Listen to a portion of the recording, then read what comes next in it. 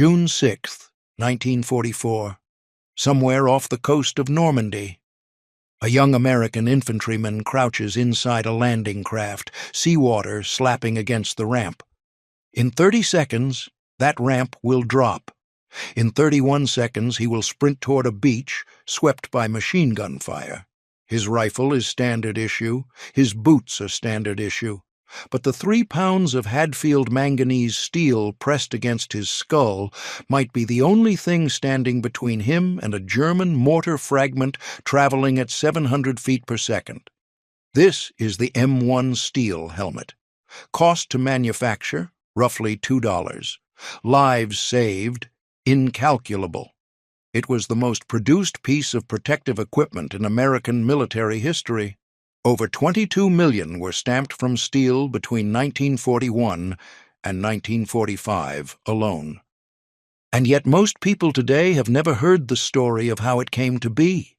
The story of a museum curator who studied medieval armor and applied those lessons to modern warfare. The story of a radiator factory in Detroit that retooled overnight to protect the heads of American soldiers.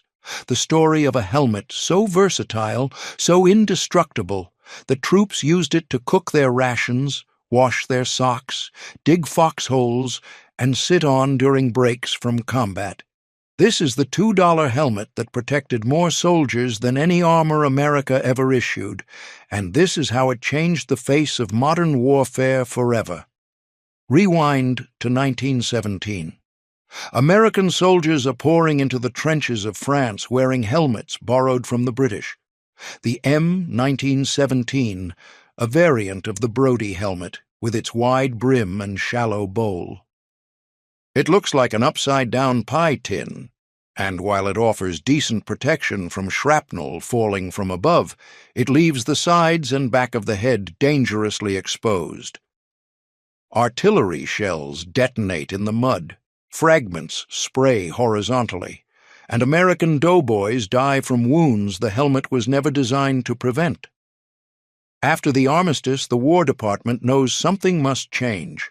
They turn to an unlikely expert, a man named Bashford Dean, curator of arms and armor at the Metropolitan Museum of Art in New York City. Dean had spent decades studying medieval combat. He understood how knights protected themselves on battlefields that, in many ways, resembled the trenches of the Western Front. Close quarters, projectiles coming from every angle, the need for coverage that extended beyond just the crown of the head. Between 1917 and 1918, Dean designed a series of experimental helmets, each one drawing on centuries of armored warfare. His Model No. 5 offered dramatically improved coverage to the sides and back of the skull. But military officials rejected it. The shape looked too similar to the German Stahlhelm. American soldiers, they argued, needed a helmet that looked distinctly American. Dean died in 1928, never seeing his work reach the battlefield, but his designs did not die with him. In 1940, with war consuming Europe and the Pacific threatening to ignite, the Army's Infantry Board took another look at Dean's rejected prototypes. Major Harold Sydenham led the effort to create something new. The team took the M1917 as their starting point, trimmed off the wide brim, and added a visor and skirt-like extensions to protect the back and sides of the head. They replaced the crude liner system with something revolutionary, a separate hard plastic insert that nested inside the steel shell. This two-piece design meant soldiers could remove the steel pot for field chores while keeping the liner on for comfort. It meant damaged liners could be replaced without scrapping the entire helmet. It meant versatility no previous design had offered. The prototype was designated TS-3. Engineers at McCord Radiator and Manufacturing Company in Detroit produced the first examples from Hadfield manganese-steel, a special alloy containing roughly 12% manganese and 1% carbon. This steel had a remarkable property. It work-hardened upon impact. When struck by shrapnel or a bullet, The metal's molecular structure transformed, becoming stronger at the point of contact, a helmet that actually became tougher the more punishment it took. Testing exceeded all expectations. The TS-3 could stop a .45 caliber pistol round at point-blank range. On June 9, 1941, the Army approved the design. They designated it Helmet-Steel M1. Production began 5 months before Pearl Harbor. McCord Radiator, the Detroit company that had spent decades making cooling systems for automobiles, converted its assembly lines to stamp out steel pots by the thousand. Workers who had been bending copper tubes for Ford and Chevrolet now pressed sheets of manganese-steel into the distinctive bowl shape that would become synonymous with the American fighting man. The process was an engineering marvel. Each helmet was formed from a single sheet of steel drawn to a depth of 7 inches in a single pressing, no seams, no weak points, just a smooth, continuous shell of hardened alloy. By 1943, demand had outstripped even McCord's capacity. A second manufacturer, Schluter Manufacturing Company of St. Louis, joined the effort. Together, they produced helmets at a rate that staggered the imagination. In 1943 alone, American factories stamped out over 7.6 million M1 helmets. That is nearly 21,000 helmets per day, every single day. For an entire year. The steel came from Carnegie Steel Company and Sharon Steel Corporation in Pennsylvania. Each batch was assigned a unique heat treatment number stamped inside the helmet to allow traceability. If a particular batch showed defects, inspectors could track down every single helmet made from that steel and pull it from service. Quality control on a scale unprecedented in military production. When American troops stormed the beaches of Normandy on D-Day, nearly every soldier wore an M1. 160,000 Allied troops crossed those beaches on June 6th. The helmet protected them from falling debris, from shell fragments, from the 1,000 spinning pieces of metal that turned the sand into a killing ground. Medical reports from the campaign confirmed what engineers had hoped. Head injuries dropped dramatically compared to earlier conflicts. Soldiers who would have died from shrapnel wounds in the First World War survived because a 3-pound bowl of manganese steel deflected fragments that would otherwise have pierced their skulls. But the M1 was never designed to stop rifle bullets at close range. No steel helmet could, not without weighing so much that a soldier could barely lift his head. The physics simply did not allow it. A 7.62 millimeter round from a German Mauser rifle traveled at nearly 2,800 feet per second. Stopping that kind of energy would require armor too heavy for any infantry soldier to wear. Instead, the M1 was designed to do something equally important: deflect glancing hits, slow tumbling fragments, give soldiers a fighting chance against the indirect fire that caused most battlefield casualties. And it did something else, something no designer had anticipated. It became the most versatile piece of equipment in the American soldier's kit. The 2-piece construction was the key. Remove the plastic liner, and suddenly the steel shell became a bucket. Hold it under a stream, and it could collect more than 3 quarts of water. Set it on a rock, and it became a wash basin for shaving or scrubbing socks. Fill it with snow, set it over a small fire, and soldiers could boil water for coffee. Though officially discouraged, because excessive heat could weaken the steel's temper, troops did it anyway. When you are freezing in a foxhole in the Ardennes, regulations matter less than survival. The helmet doubled as a shovel. Its curved edge could scrape through soft earth to create a foxhole or dig out a latrine.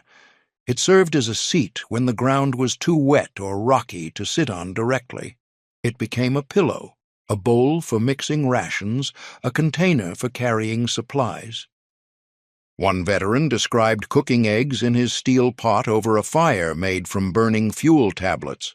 Another recalled using his helmet to bail water out of a flooding fighting position during a monsoon in the Pacific.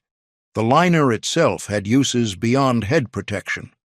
Military police wore the liners alone while directing traffic. Drill instructors at training camps used them as working headgear.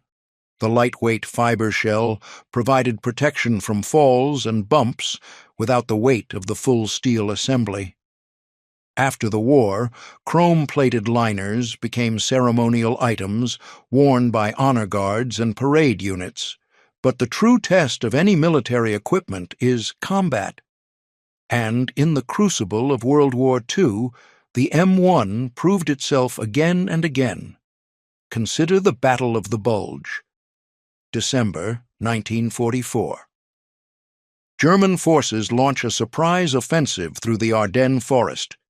American troops, caught off guard in freezing conditions, fight desperate holding actions. Shell fire is constant.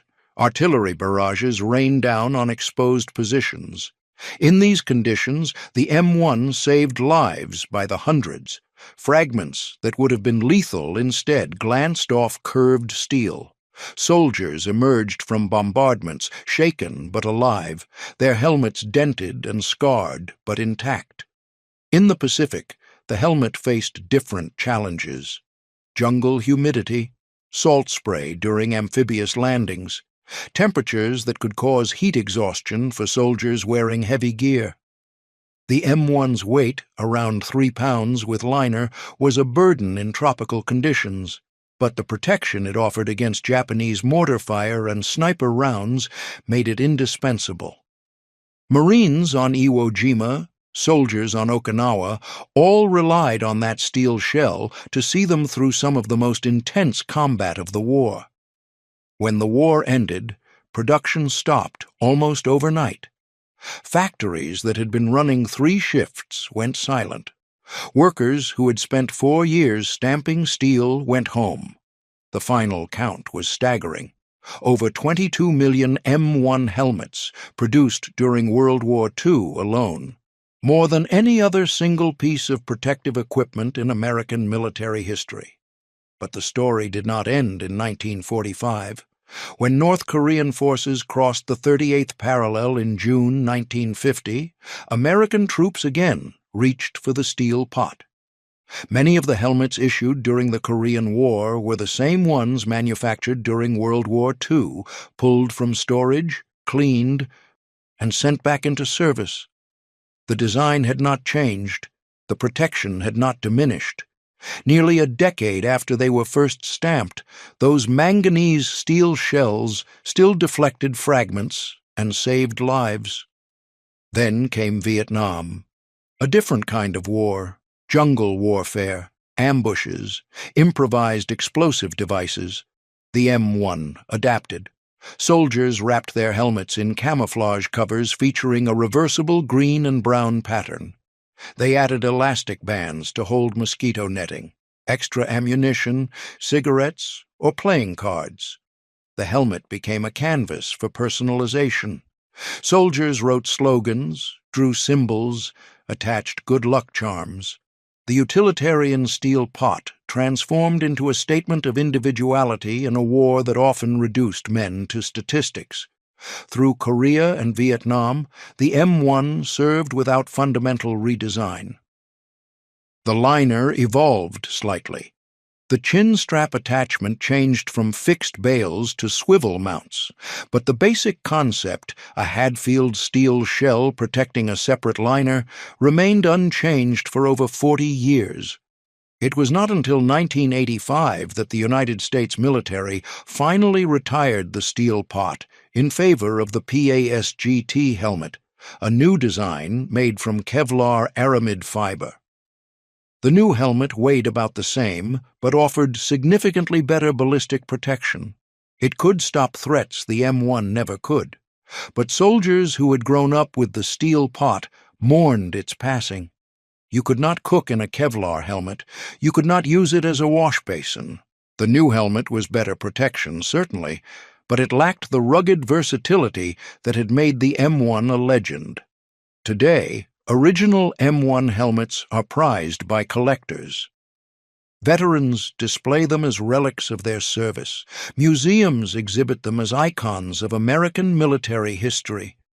The distinctive silhouette, that curved bowl with its slight visor and downward sweeping sides, remains one of the most recognizable images of the American fighting man. And in military installations around the world, chrome-plated M1 liners still appear in ceremonial units. A quiet tribute to the $2 helmet that protected more American soldiers than any armor ever issued. 22 million helmets, 4 major conflicts, 44 years of frontline service. From the drawing board of a museum curator who studied medieval knights, to the beaches of Normandy, to the frozen hills of Korea, to the jungles of Vietnam, the M1 steel helmet stands as a testament to American industrial might and practical engineering. It was never fancy, never glamorous, just 3 pounds of hardened steel and a plastic liner. But it worked, it protected, it saved lives when nothing else could. The next time you see that distinctive silhouette in a war photograph or museum display, remember the story behind it. The designers who studied centuries of armor to create something new. The factory workers who stamped out 21,000 helmets every day for years on end. The soldiers who wore them into battle, who cooked in them, washed in them, slept on them, and trusted them with their lives. The M1 helmet, $2 of steel and genius, an American icon forged in the fires of the deadliest conflict in human history. If this story resonated with you, consider subscribing to the channel and hitting that notification bell. We have more untold stories of the equipment, the innovation, and the sacrifice that shaped the greatest generation. Until next time, this has been Echoes of War.